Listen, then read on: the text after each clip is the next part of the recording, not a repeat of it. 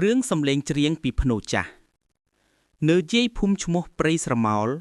មានកន្លែងមួយដែលគេហៅថាភ្នូចាស់ទុកចោលកន្លែងនោះគឺស្ងប់ស្ងាត់ពេញទៅដោយស្មៃខ្ពស់ខ្ពស់និងដើមឈើដុះជាប់គ្នាមនុស្សក្នុងភូមិភាគច្រើនមិនហ៊ានឆ្លងកាត់នោះទេយ៉ាងហោចណាស់ពួកគេហ៊ានឆ្លងកាត់នៅពេលថ្ងៃឲ្យតែពេលរាត្រីគេតែងតែឮសំឡេងដូចទីមនុស្សកំពុងច្រៀងចេញពីទីនោះលវាលវើយឮមកដល់ភូមិមនុស្សក្នុងភូមិគ្រប់គ្នានិយាយថាតាំងពីសម័យសង្គ្រាមមានស្ត្រីម្នាក់បានស្លាប់នៅទីនោះនាងធីណាចម្រៀងដែលមានសំឡេងពីរោះនិងស្រស់ស្អាតប៉ុន្តែត្រូវស្លាប់ក្នុងពេលដែលកំពុងច្រៀងពេលនោះគេបានបញ្ចុះសពនាងនៅក្នុងភ្នោមួយនៅចំកណ្ដាលទីតាំងនោះតាំងពីនោះមករាត្រីណាមានខ្យល់ឬភ្លៀងខ្លាំងសំឡេងច្រៀងរបស់នាងតែងតែឮអ៊ំសុផាជាបុរសចាស់ម្នាក់នៅភូមិនោះគាត់ជាមនុស្សមិនជឿរឿងខ្មោចឡើយពេលអ្នកភូមិប្រាប់ថាឮសំឡេងច្រៀងពីភ្នោចាស់គាត់តែងញញឹមហើយនិយាយថាសំឡេងខ្យល់បោកប៉ះដើមឈើវិញហើយខ្ញុំទៅមើលឲ្យឃើញថាខ្មោចឬខ្យល់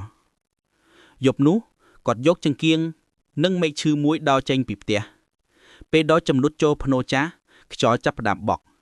សូរច្រៀងស្រាលៗដូចជានារីកំពុងស្រែកច្រៀងពីទីអាតកំបាំង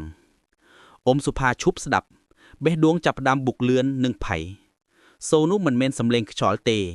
វាមានទម្ងន់មានអារម្មណ៍គាត់ដើរចូលជិតទៅដល់ភ្នោដែលបាក់បែកមួយនៅលើភ្នោនោះមានផ្កាចាស់ស្ងួតនិងកញ្ចក់តូចដែលបែកភ្លើងចង្កៀងគាត់ភ្លឺស្រអាប់ដូចជាមានអ្វីមួយកំពុងបិទបាំងវានៅពេលនោះសូរចម្រៀងកាន់តែច្បាស់ខ្ញុំរងចាំអ្នកតាំងពីយប់មុនមកភ្លើងចង្កៀងរលត់ភ្លាមអ៊ំសុផាបានទៅមើលឲ្យច្បាស់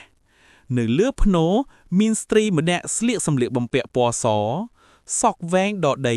កំពុងអង្គុយច្រៀងនិងស្នាមញញឹមបែបប្លែកៗលើមុខអ្នកមកស្ដាប់ខ្ញុំច្រៀងមែនទេ